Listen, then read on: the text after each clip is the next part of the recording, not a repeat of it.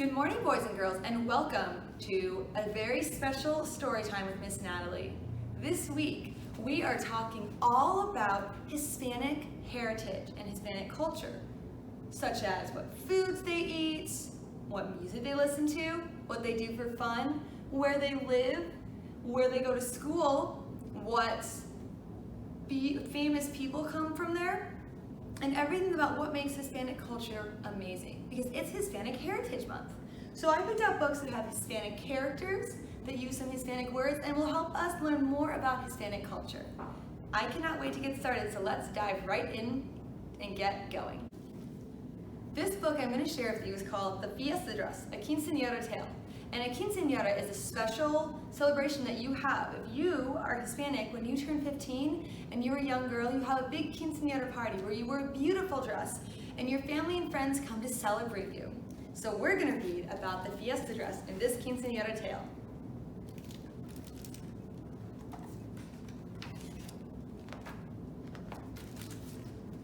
When you are the baby of the family, everyone notices you. Mama and Papa clap and I pirouette with my best ballerina twirls. My big sister Ava cheers when I race to the end of the block. The neighbors gasp when I climb to the top of the pecan tree. Lola, Papa says, you're always on the move. With fast feet like yours, Mama says, it's hard to keep up. But while everyone prepared for Ava's quinceañera, no one noticed me. The damas didn't as they swished and swirled in their bright dresses. They never saw me putting powder on my face. In the kitchen, no one noticed me. The tias didn't as they scooped, patted, wrapped, and tied, making the biggest batch of tamales ever. They didn't see me slip one in my pocket. In the backyard, no one noticed me. The tios didn't as they unraveled, tossed, and twisted lights through the trees. They never saw me swinging from the pecan tree. In the den, the Primos didn't notice me. They huffed, puffed, and whistled at the video games. They never saw me practicing handstands on the wall. Even Golby, the perro, didn't notice me. He snide, shuffled, and scratched when I let him out of the laundry room, and ran past me up the stairs before I could throw him his favorite squeaky toy.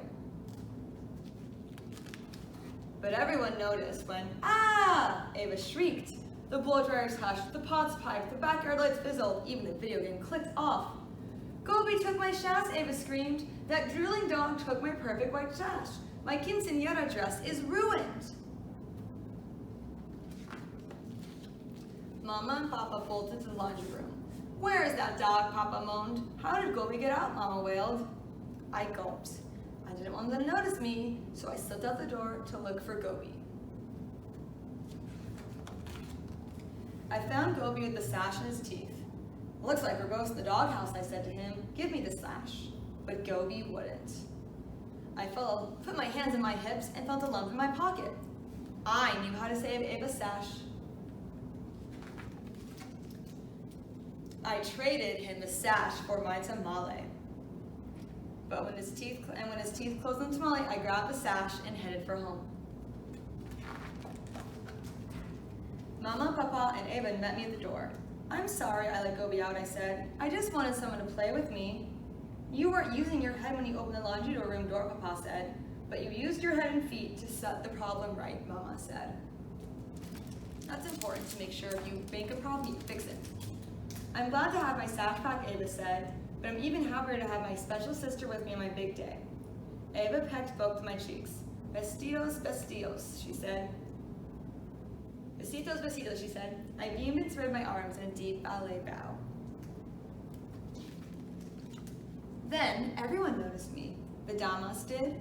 They gave me ribbons and straightened my hair and swabbed my shoes. Actually, they scrubbed. The tias noticed me and gave me the fattest tamale on a plate and gave me kisses while I ate. The tios noticed me too. They whisked me to the backyard and spun me in a ballet under the twinkling lights and lifted me to swing from the highest tree branch. Even the Primos clicked off the game in the den and gave me high fives and asked me questions.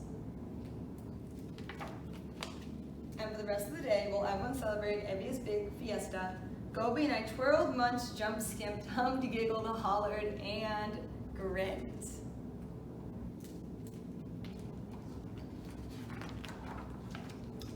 And that is the end. Well, luckily, we were able to save the day and Ava's sash did not get ruined because that's a very important part of that dress. That was a really cute story though.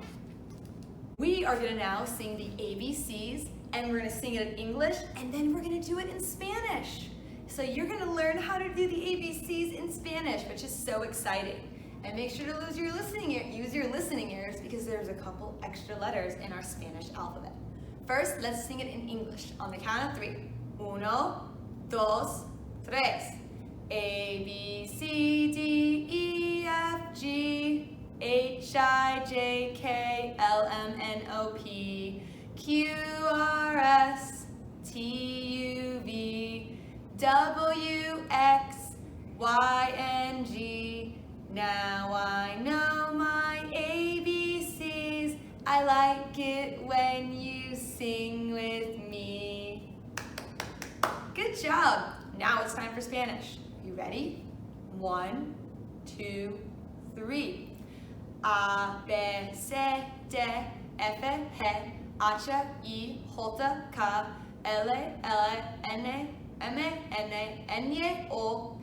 J, K, L, N, M, N, N, O, P, Q, R, S, T, U, V, W, X, Y, Z. Good job. The book I'm going to share with you now is called Dear Primo, which is Spanish for cousin.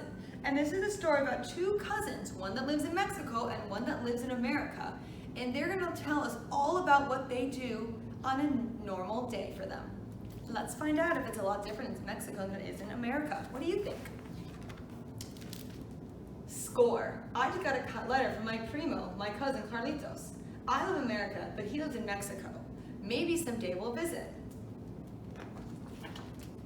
Dear Primo Charlie, how are you?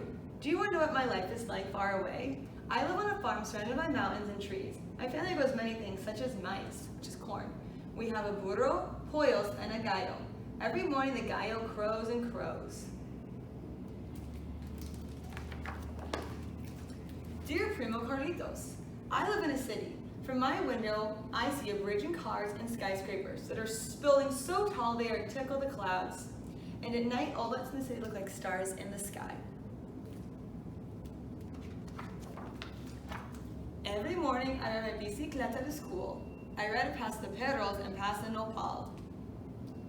In America, I ride the subway to school, which is like a long metal snake traveling underground. At recess time in Mexico, I play football. Not the football that we play in America, though. Football is soccer. My friend passes me the ball, I kick with my foot, and if I score, I yell, goal! In America, I play basketball. My friend dribbles and passes it to me, and I jump and shoot. When I come home from school, I help my mom cook. My favorite meal is quesadillas. I make them with cheese and tortillas. In America, we have a lot of different food. My favorite food is pizza. I get a slice of it on my way home from school. After my homework, I get to go outside and play. We have many games like trompos and canicias. My favorite game is papoletes. My friends and I run, and with a little wind, we fly the papolete high up. And that means kites. When I finish my schoolwork, I play on the stoop in front of my building and video games in each other's apartments. In the afternoon, it often gets hot. To cool off, I jump in a small rio, that means river, that is nearby. In the city, it gets hot in the summer too. I get splashed by the fire hydrant when the firefighters open it up and close off the block. On the weekend, I go with my parents to the mercado, an open-air market. We sell maíz and tunas, a prickly pear fruit that we grow, and we buy the food and other things we need. In America, we go to a grocery store, and we bring a long list and put them in our carts. In the town from time to time they have fiestas that last 2 or 3 days. At night there are cohetes that light up the sky and mariachis that play and play. In my city we have parades. People gather on the street to watch people march. And there are charros in Mexico I wish you could see. They do tricks with their caballos and reatas. On the streets here you see break dancers flip and spin on their heads. These two cousins live very different lives, don't they? In Mexico we have many traditions, such as Dia de los Muertos, the Day of the Dead. My favorite tradition is the December party called posadas. At the end of each posada is a piñata filled with fruit and sweets, and we get to break it open. In America, we have traditions like Thanksgiving, Turkey, and Halloween, where we dress up and go to trick-or-treating. But I have to stop writing now. My mom says it's time for bed. I have an idea. My Primo should come visit me.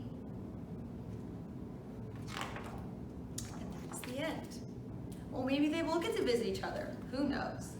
That story was really cool. We got to see what it's like to live in Mexico and in America and how different they really are. Although, it's not too different. But there are things that are different, and that's okay, because everywhere is different. Now, friends, it is time to learn our yoga pose of the day.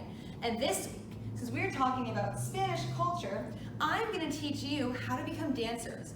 Because something that the Spanish culture has is they have beautiful dances and beautiful dancers. And it is something that I love to watch. If you ever want something really cool, you should look up salsa dancing. So we're going to learn how to be dancers. So this is a standing pose. So if you're not standing, let's stand on up. Okay, I'm going to turn so you can see you do it. We're going to stamp one foot and the other foot into the ground. And we're going to take a nice yoga breath. Good job. Now this is also a balancing pose, so make sure you have really good balance. Okay, let's do this. You're going to take one foot and you're going to bring it up and you're going to find your hand and you're going to grab it. And you're going to put the other arm up like this and then you're going to lean. And that is how you become a beautiful dancer. And then you're going to bring down, let your foot go, stamp it on the ground, arms on our sides. Now let's try the other foot. We're going to balance. And we're going to bring our foot up and we're going to grab it with our hand and put our other arm up in the sky and lean, lean, lean, lean, lean, lean. Beautiful. And then back up, stamp that foot on the ground, hands on our side, and sit back down. What beautiful dancers you all are. Good job. And now, my friends, or amigas, it is time to say goodbye. I hope you enjoyed my Hispanic Heritage Storytime, and I hope you learned some new words and learned some new things about what it's like to be a little kid growing up in a Hispanic family. Because they do so many fun things. They're not so different from you and me, but they have some different things to celebrate, like some holidays, and the food that they eat, and maybe where they live. I had a great time with you all, and I cannot wait to see you next week for another story time. I hope you have a great day, and let's say goodbye in Spanish together, in Español. So we are going to say adios on the count of 3. We'll count to 3 in Spanish. 1, 2, 3, adios. Have a good day.